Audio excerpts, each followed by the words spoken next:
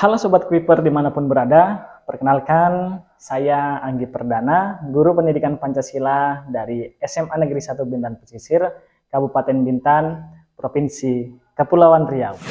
Sobat Kuiper, kali ini saya ingin berbagi praktek baik terkait dengan optimalisasi pemanfaatan teknologi dalam proses pembelajaran pendidikan Pancasila di sekolah pulau.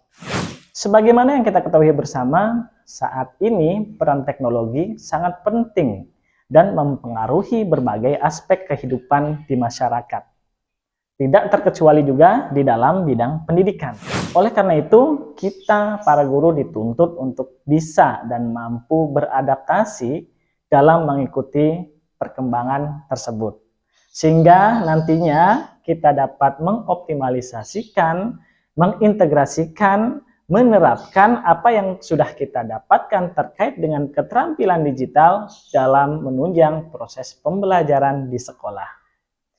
Tapi pertanyaannya, apakah teknologi dapat dimanfaatkan secara optimal khususnya bagi sekolah-sekolah yang berada di daerah 3T, termasuk di sekolah saya di SMA Negeri 1 Bintan Pesisir. Yuk kita tengok terlebih dahulu seperti apa kondisi dari SMA Negeri 1 Bintan Pesisir.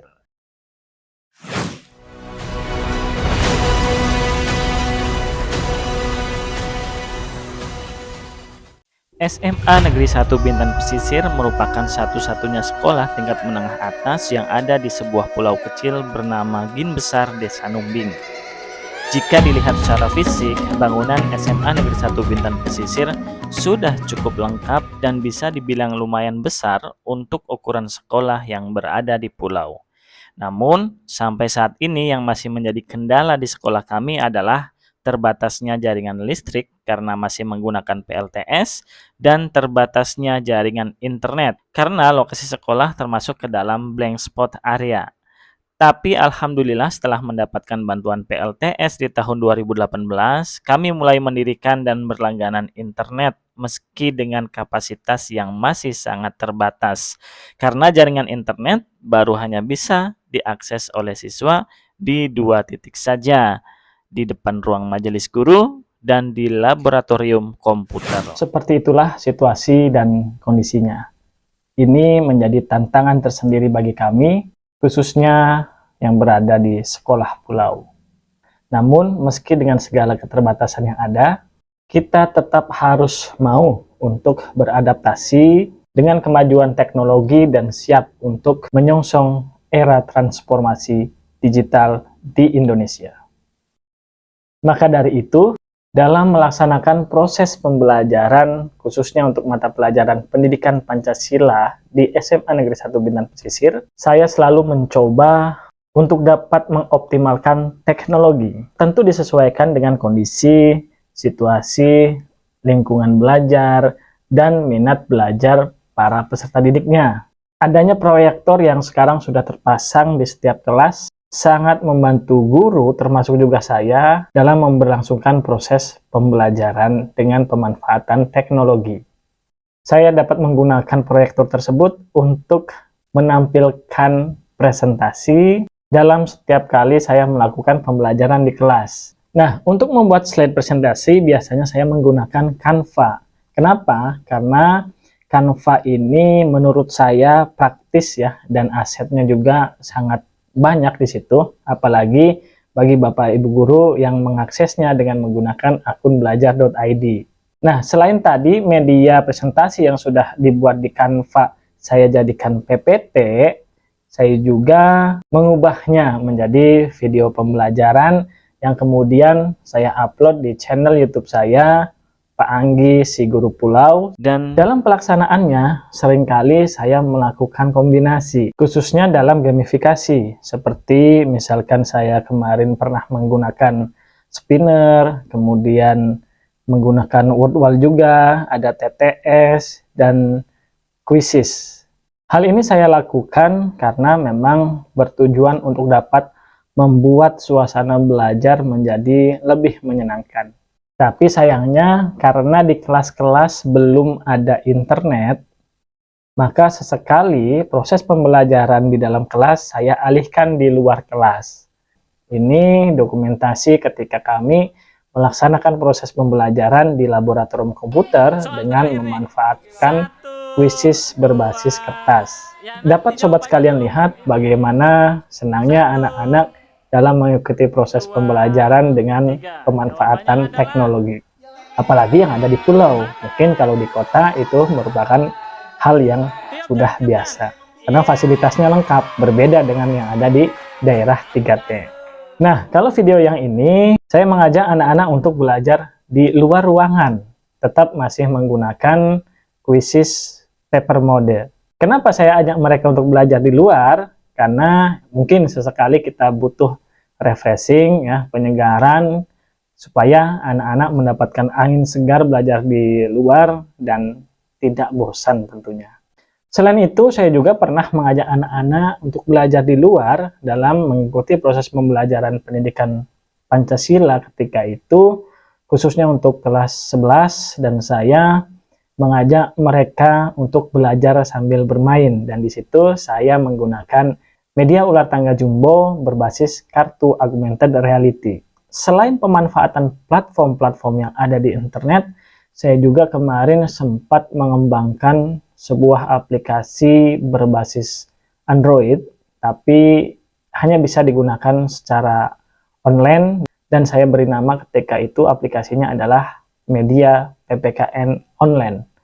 Aplikasi ini mewadahi beberapa sumber belajar seperti BSE, kemudian rangkuman materi yang saya koneksikan di blog yang saya kembangkan sendiri, kemudian ada video pembelajaran yang saya koneksikan juga di channel YouTube saya, dan yang terakhir ada evaluasinya.